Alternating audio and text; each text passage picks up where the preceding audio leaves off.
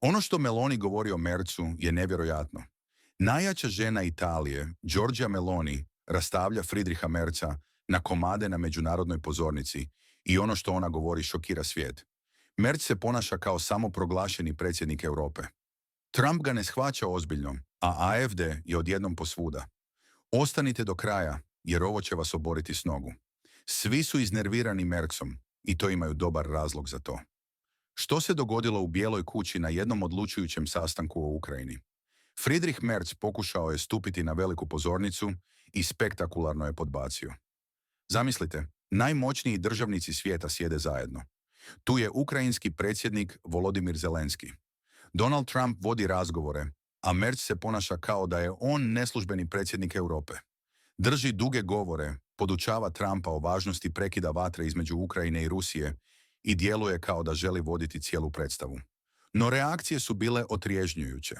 Trump ga ne shvaća ni najmanje ozbiljno.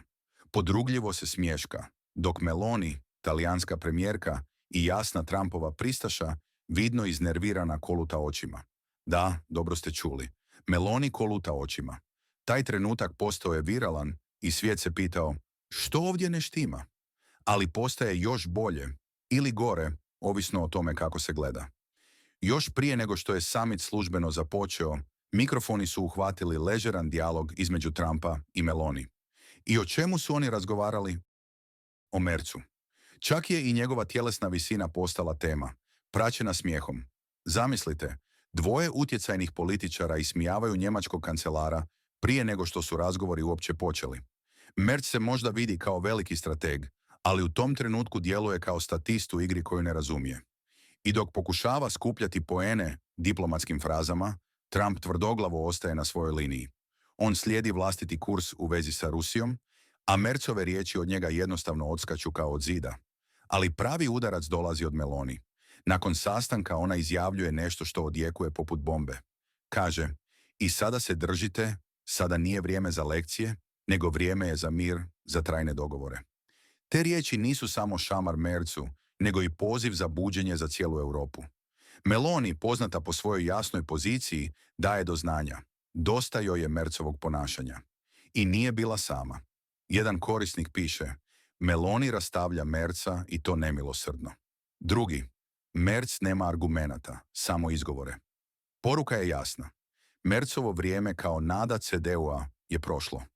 On djeluje preopterećeno, uznosito i, iskreno rečeno, neugodno. Ali zašto je to toliko važno? Jer ovaj trenutak pokazuje kako se politički krajolik mijenja. I to radikalno. Europa stoji na raskrižju i dok Merz pokušava braniti stare strukture Europske unije, raste jedan novi pokret. Pokret koji zahtijeva nacionalni suverenitet, jasne granice i zdrav razum. A tko stoji na čelu tog pokreta? Upravo tako, Giorgia Meloni, Viktor Orban i sve više i AfD. Da, AfD odavno više nije izoliran.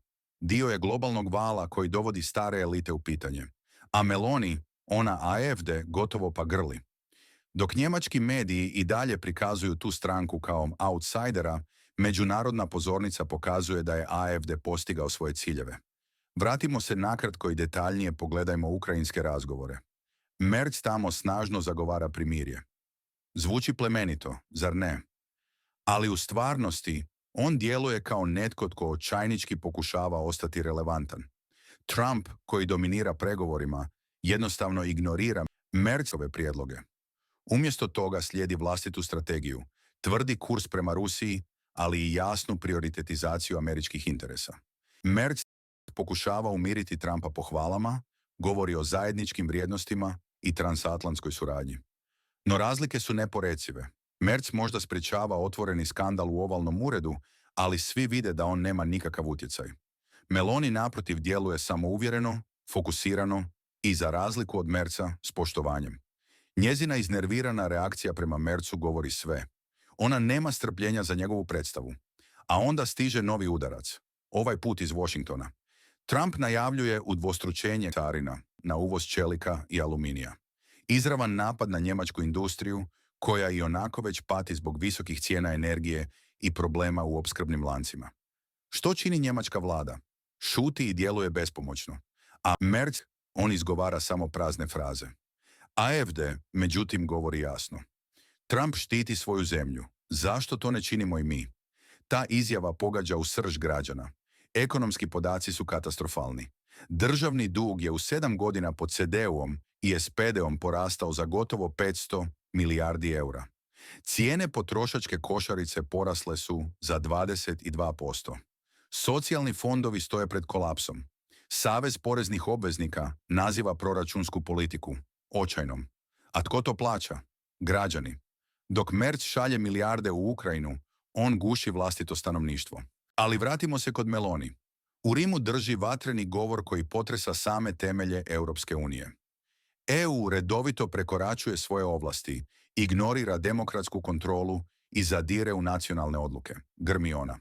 Ona optužuje kako Brisel prisiljava zemlje, poput Italije, Grčke ili Mađarske, da drže svoje granice otvorenima, dok sudske presude blokiraju nacionalne mjere vraćanja migranata. Rezultat: prenatrpani prihvatni centri, društvene napetosti, preopterećena administracija i zeleni plan, birokratsko čudovište koje tjera srednja poduzeća na koljena. Visoke cijene energije, problemi u opskrbnim lancima, birokracija. Posebno Njemačka osjeća pritisak. Meloni kaže, dosta je. Zašto je napad od Giorgie Meloni toliko važan? Zato što govori ono što mnogi osjećaju. EU je postao birokratsko čudovište koje ignorira nacionalne interese. Migracije, gospodarstvo, sigurnost, posvuda Brisel nailazi na granice. Zakon o digitalnim uslugama, navodno za transparentnost na internetu, kritičari vide kao oruđe za kontrolu političkih mišljenja. Milijarde sredstava odlaze u nevladine organizacije koje djeluju protiv izabranih vlada, bez ikakve kontrole. Meloni, Orban i AfD traže Europu nacija koja poštuje nacionalne identitete umjesto da ih guši.